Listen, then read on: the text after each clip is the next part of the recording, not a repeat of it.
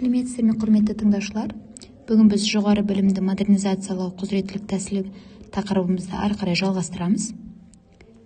Бүгінгі дәрісімізде біз жоғары мектепте білім беруді құзыреттілік тұрғысынан басқару жайлы қарастыратын боламыз. Жалпы білім беру үстіндегі реформаның түпкі мақсаты, бағыты мен сипаты Қазақстан Республикасының тәуелсіз егемендігін нығайтып, алдыңғы қатарлы дамыған елу мемлекеттің қатарында болуына, ұлттық білім беру ісінің әлемдік білім жүйесіне кіруіне тығыз байланысты болуы тиіс. Республикамызда қолға алынған білім беру жүйесін реформалау ісі осы аталған мақсатқа қол жеткізуге бағытталған бірқатар кешенді өзгерістерді теория мен практикаға тиімді енгізуді көздейді.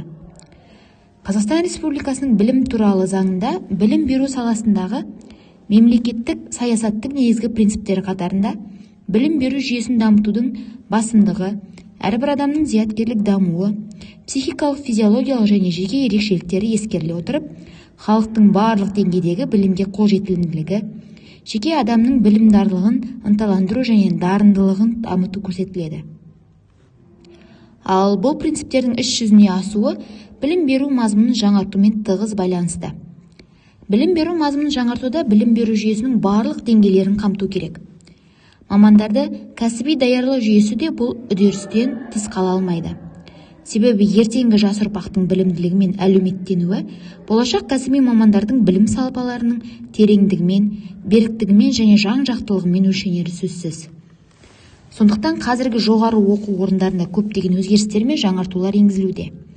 Сол өзгерістер мен жаңартулардың барлығы өз бетінше білім алуға қабілетті, өзін дамытып, өзін-өзі тәрбиелеуді мақсат ететін, оқыту үдерісінде алған білімдерін кез келген жағдаятта практикада ұтымды қолдана алатын жеке тұлға дайындауды жүзеге асыруы тиіс. Яғни білім берудегі жаңа парадигма іскерлік сипатта байқалып, өз бетінше үздіксіз білім алуға ұмтылуды қалыптастыруға және шығармашылық қабілетті дамытуға бағытталған. Болондық декларацияның негізгі қағидаларын айта кететін болсақ, ол бізде айрықша екі сатылы жоғары білім, сәйкес білім сапасы, білім беру үрдісінің жүктемесі жоспарлауда және білім беру нәтижелерін бағалауда еуропалық жүйені қолдану, сәйкес диплом тіркемесі және де оқытушылар мен студенттердің мобильдіктері. Осы қағидаларды жүзеге асыруға байланысты жоғары оқу орындары жаңа оқыту жүйесіне көшті.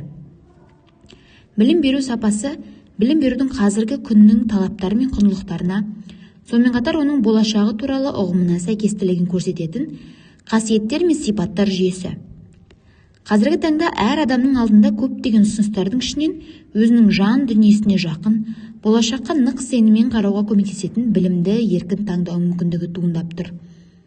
Ал қоғам адамдарға ең жақсы білім алу көздерін ұсынуы тиіс болғандықтан, осы мәселені шешу міндетті қазіргі күні әртүрлі аспектілерден зерттеліп, тұжырымдамалар мен жаңа идеялар, әртүрлі жаңа педагогикалық технологиялар, тіптен категориялар да пайда болуда. Өзгеріс пен жаңа бастау қай салада болмасын, жаңа ұғымдардың пайда болуына жол ашады. Білім беру саласында құзырлық, құзыреттілік сияқты жаңа ұғымдардың қолданыла бастағанына көп болған жоқ. Дегенмен осы аталған ұғымдар педагогика ғылымындағы тума, яғни негізгі категориялар қатарынан орын алары сөзсіз. Аталған ұғымдарды анықтау үшін көптеген ғылыми әдістемелік, мерзімді ақпарат көздеріне шолу жасалынды. Осыған дейін де бұл ұғымдардың мән мағынасын ашуға тырысып, әртүрлі анықтамалар мен көзқарастар талқыланған болатын. Құзыреттілік ұғымы педагогика саласында соңғы жылдары тұлғаның субъектілік тәжірибесіне ерекше көңіл аудару нәтижесінде ендіріліп отырған ұғым.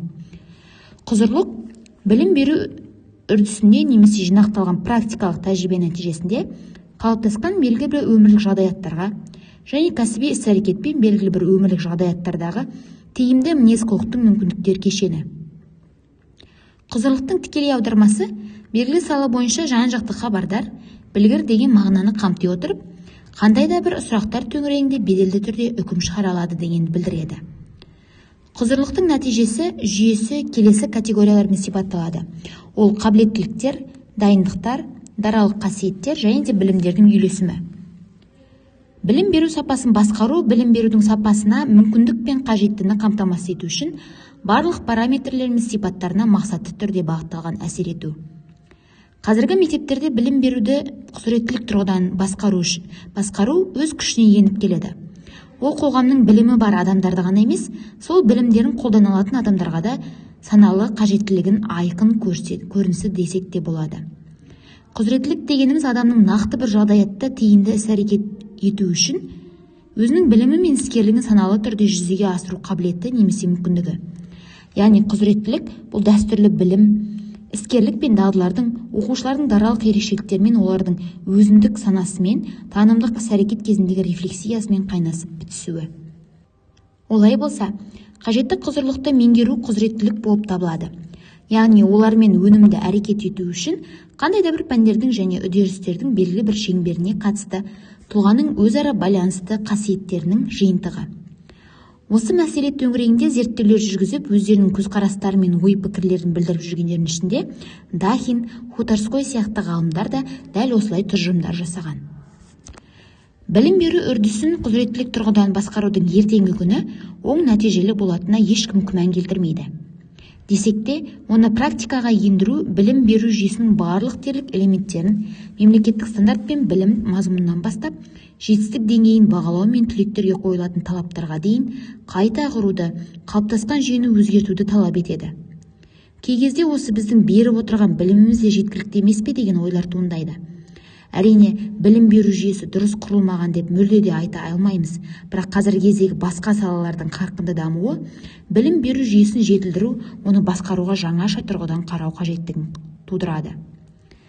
Құзыреттілік тұрғыдан қараудағы басты айырмашылық білім алушы өзінің мүмкіндіктерімен қолынан келмейтінді рефлексивті бағалауды көздейтіндігінде, оның өзінің құзыреттілігі мен құзыретті емес шектеулерін түсінуі. Жалпы білім беруге білімділік, мәдениеттік, құзыреттілік тұрғыдан қарау мәселелерін көптеген ғалымдар салыстырып, айырмашылықтарын ашып, ерекшеліктерін айқындап көрсеткен болатын. Соның ішінде құзыреттілік пен мәдениеттік бір-бірін өзара толтырып тұрады деген пікірлерге қосылуға болады. Себебі мәдениеттік, әлеуметтік тәжірибе арқылы қарастырылатын мәдениетке тарту болса, құзыреттілік айтылып кеткендей, ол да адамзаттың тәжірибесінен алынатын іс-әрекеттің жеке тәжірибесін игеру. Екеуінің де мазмұнын эмоционалды құндылық қарым-қатынас құрайтындықтан, олардың қалыптасу нәтижесін шынайы тексеру мүмкін емес. Дегенмен де білім беруге құзыреттілік тұрғыдан қарау, оны тексерудің басқа да әдіс тәсілдері бар екендігін алға тартады. Қорытындылай келе, білім беруге құзыреттілік тұрғыдан қараудың мазмұндық және іс-әрекеттік құрамдары жаңа, біртұтас білім беру нәтижесіне жетуді мақсат етеді. Соған байланысты, оқу үдерісі әрбір адамның мәдениеттілігін қамтамасыз етуі тиіс. Жеке білімді тұлғалардан құралған білім қоғамына деген қозғалыс векторы қарастырылады. Адам өмір бойы өзінің құзыреттігін жетілдіріп, өзін мәдени жанын дамыта алады. Ал жоғары оқу орындарындағы дұрыс ұйымдастырылған білім беруді басқару жүйесі, яғни оған құзыреттілік тұрғыдан қарау, адамдарға сол мүмкіндікті беруге ұмтылады. Бүгінге біздің дәрісіміз аяқталды. Дәрісіміздің жалғасын келесі видеомыздан қарай аласыздар.